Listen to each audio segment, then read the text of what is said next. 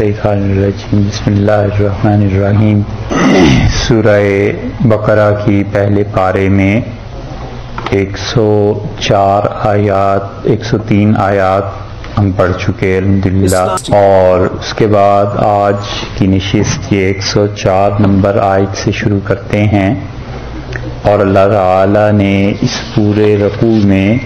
جس مسئلے کو بیان کیا ہے وہ 3 چیزوں پر مشتمل ہے۔ ایک بات تو یہ ہے کہ اللہ تعالی نے اس میں یہودیوں کی جو سازش تھی اور یہودی جس طرح چاہتے تھے کہ مسلمانوں میں ایسے کلمات رائج ہو جائیں، رواج پائیں جن میں غیر محسوس طریقے پر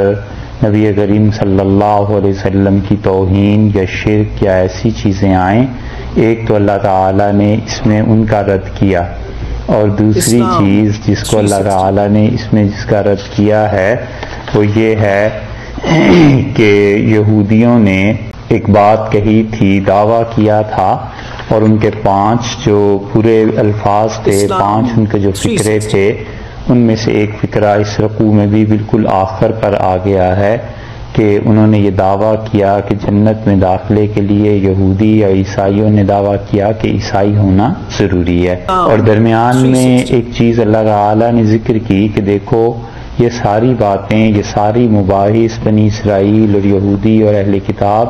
یہ سب اپنی جگہ پر ہیں، لیکن اپنی اصلاح کے لیے اور اپنے آپ کو ٹھیک رکھنے کے لیے اور تعلق مع اللہ تمہارا قائم رہے اللہ کے ساتھ، اس کے لیے یہ ضروری ہے کہ نماز مت چھوڑ دینا، نماز نہ ترک کرنا، اس کو درمیان میں لے آئے۔ تو پورے رکوع میں یہ 3 چیزیں ہیں، اور اس رکوع میں 2 چیزیں اور بھی ہیں، ان کو سمجھنا ضروری ہے۔ ایک تو صحابہ کرام رضی اللہ عنہ کے متعلق ہے، اور یہ بہت بڑا اشکال اور بہت بڑا اعتراض ہے جو وہ لوگ اٹھاتے ہیں جنہیں صحابہ کرام رضی اللہ عنہ سے چڑ ہے، یا وہ سمجھتے ہیں کہ رسول اللہ صلی اللہ علیہ وسلم کی صحبت میں کوئی ایسی تاثیر اور کوئی ایسا کمال نہیں تھا۔ ایک وہ اور ایک نسخ کی بحث ہے۔ تو شروع یہاں سے فرمایا ہے کہ یا ایھا الذین آمنوا، یہ ازالہ ہے، یہاں سے شروع ہوتا ہے یہودیوں کی اس بات کا، اس سازش کا کہ جو وہ لوگ ایسے کلمات رسول اللہ صلی اللہ علیہ وسلم کے لیے کہہ رہے تھے، یا ایسے کلمات مسلمانوں میں پھیلانا چاہتے تھے جس سے کفر، شرک اور رسول اللہ صلی اللہ علیہ وسلم کی توہین علیہ باللہ یہ چیزیں آئیں۔ تو ارشاد فرمایا یا ایھا الذین آمنوا، اب لوگوں جو ایمان لائے ہو، لا تقولوا راعینا، راعینا مت کہا کرو۔ راعینا کا جو لفظ ہے یہ اردو میں آپ نے اگر ایک لفظ سنا ہو تو رعایت استعمال ہوتا ہے، یہ لفظ وہی ہے اصل میں، یعنی وہ رعایت کا لفظ اسی سے بنا ہے۔ اردو میں کہتے ہیں کہ ذرا رعایت کیجئے گا، یا میں فلاں کی رعایت کر کے آپ سے یہ بات کر رہا ہوں، یعنی اس کا لحاظ کر کے بات کر رہا ہوں، اسی معنی میں آتا ہے نا اردو میں۔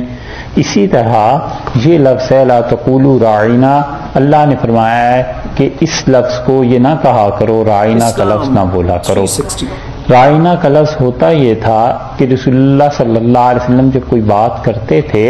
تو صحابہ کرام رضی اللہ عنہم ادب سے، احترام سے عرض کرتے تھے کہ راعینا، اللہ کے رسول ہماری بھی رعایت ہو، ہمارا بھی ذرا لحاظ ہو، یعنی ذرا اونچی آواز میں بولیں گے تو ہم تک بھی وہ آواز پہنچ جائے گی، کیونکہ صحابہ رضی اللہ عنہم ایک ایک لفظ رسول اللہ صلی اللہ علیہ وسلم کا بہت غور احتیاط سے سنتے تھے، کیونکہ ان کے الفاظ سے تو دین ثابت ہوتا تھا، ان کے الفاظ سے ہدایت ملتی تھی۔ ان کے ہاں اتنا اہتمام تھا اس چیز کا، یہاں تک کہ حضرت عمر رضی اللہ عنہ کہتے ہیں کہ ہم نے ایک کاروبار شروع کر رکھا تھا، اور جو میرے دوست تھے ایک دن وہ سارا دن رسول اللہ صلی اللہ علیہ وسلم کے پاس رہتے تھے اور رات کو مجھ سے ملتے تھے، اور ایک دن میں سارا دن وہاں رہتا تھا اور رات کو ملتا تھا، تو روزانہ ہم رات کو بیٹھ کے بات کرتے تھے کہ آج رسول اللہ صلی اللہ علیہ وسلم نے کیا بات ارشاد فرمائی اور کیا باتیں ہوئی ہیں، تو ایک ایک چیز وہ حضرات سنتے تھے۔ اب ہوا یہ کہ صحابہ رضی اللہ عنہ نے کہنا شروع کیا کہ راعینا، ہماری رعایت کیجئے، ہمارا ذرا لحاظ کیجئے۔ یہودیوں نے اسی لفظ کو اچک لیا اور وہ ذرا سا زبان کو لچکا کر اسے پڑھتے تھے اور کہتے تھے راعینا، راعینا کی بجائے رائنا، ذرا سا ٹچ عین اور نون کے درمیان یا کا دے دیتے تھے. عین اور نون ہے نا رائنا میں، اس عین اور نون کے درمیان یا لگا دیتے تھے چھوٹی سی، بس آرام سے، اور یہ بن جاتی تھی گالی. ان کے ہاں شہر ایک ہی ہے، رہنے والے ایک ہی ہیں، لیکن ایک حصے میں یا کسی خاص گروہ میں ایک لفظ استعمال ہوتا ہے اور دوسرے گروہ میں دوسرا لفظ استعمال ہوتا ہے. یہ خود ہندوستان میں آپ دیکھ لیجئے، پاکستان میں دیکھ لیجئے، بعض جگہیں ایسی ہیں جہاں بدمعاش کا لفظ کچھ معیوب نہیں سمجھا جاتا، بھائی کو بھی کہتا ہے بدمعاش تو نے کیا کیا. اور بعض جگہیں ایسی ہیں جہاں بہت ہی معیوب سمجھا جاتا ہے، لوگ کہتے ہیں تو گالی ہے یار، کیسے تم بول رہے. یہ قوموں میں بھی ہوتا ہے، قبائل میں بھی ہوتا ہے. تو رائنا کا جو لفظ تھا اس کو ذرا سا لچکاتے تھے رائنا. رائنا کا مطلب ان کے ہاں بنتا تھا چرواہا، گڈریا، بھیڑوں کو چرانے والا. الیاذ باللہ یہ لفظ وہ بولتے تھے رسول اللہ صلی اللہ علیہ وسلم کے لیے. تو یہ اپنے طور پر صحابہ رضی اللہ عنہ تو اچھے الفاظ بولتے تھے، ظاہر ہے وہ تو ان کی محبت میں ادب میں ڈوبے ہوئے تھے، اور یہ انہی الفاظ کو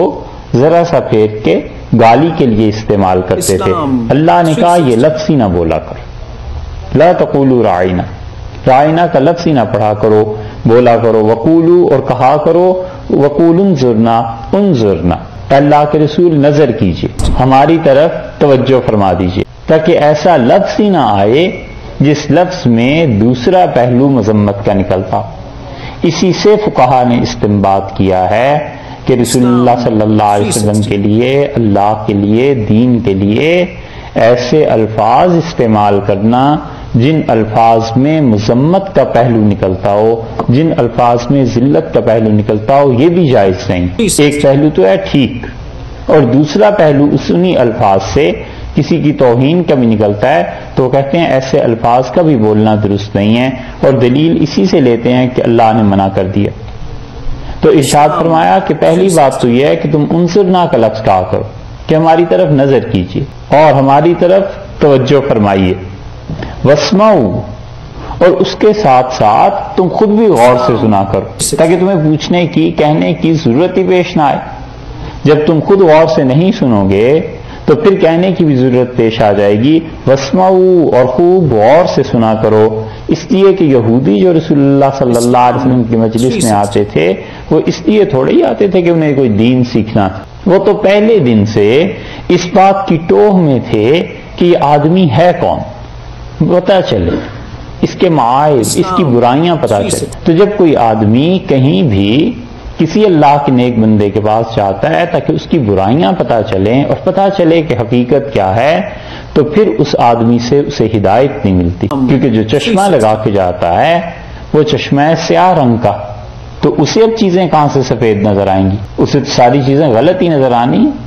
اسی لیے رسول اللہ صلی اللہ علیہ وسلم کے ساتھ یہ مشرکین مکہ 15 برس نہیں، 40 برس اور 50 برس اور 53 برس تک رہے ہیں، 54 اور 55 سال رہے ہیں رسول اللہ صلی اللہ علیہ وسلم کے ساتھ. اس کے وجود ہدایت نہیں ملی.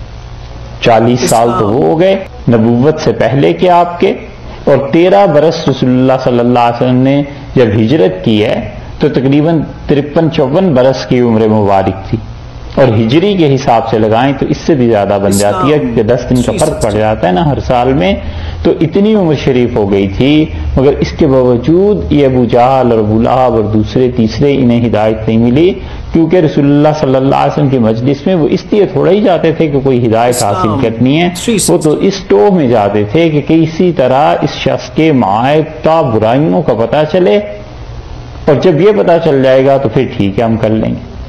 اسی لیے جب یہ چیزیں بڑھ گئی ہیں تو ایک موقع ایسا آیا کہ رسول اللہ صلی اللہ علیہ وسلم کو جب اندازہ ہوا کہ یہ روش لوگوں کی میرے لیے بڑی نقصان دہ ہوگی، اور اسلام کی جو تحریک اٹھ رہی ہے اور اسلام کی طرف جو لوگ آ رہے ہیں، یہ سادہ لوگ مسلمان، یہ صحابہ رضی اللہ عنہ جو مخلص ہیں بیچارے، انہیں بھی اپنے ساتھ بہا کر لے جائیں گے. مدینہ منورہ میں جب ایسا ایک موقع آیا تو آپ ممبر پر کھڑے ہوئے جمعے کے دن اور آپ نے فرمایا اخرج یا فلان، اخرج یا فلان، ارے تم بھی مسجد سے نکلو، تم بھی مسجد سے نکلو، تم بھی نکلو. اور رسول اللہ صلی اللہ علیہ وسلم نے کئی منافقوں کا نام لے لے کے انہیں مسجد سے نکالا، فرمایا نکل جاؤ یہاں سے، اور تم سب کے سب منافق. کیونکہ وہ اپنی گندگی کے ساتھ صحابہ رضی اللہ عنہ جو مخلص تھے انہیں بھی بہا کر لے جا سکتے تھے نا. اس لیے یہاں پہ اللہ نے فرمایا ایسا لفظ استعمال ہی نہ کرو، واسمعوا، خود غور سے سنو، وللکافرین عذاب علیم، اور کافروں کے لیے بہت دردناک عذاب. ایک صاحب نے، ایک بزرگ تھے، انہیں خط لکھا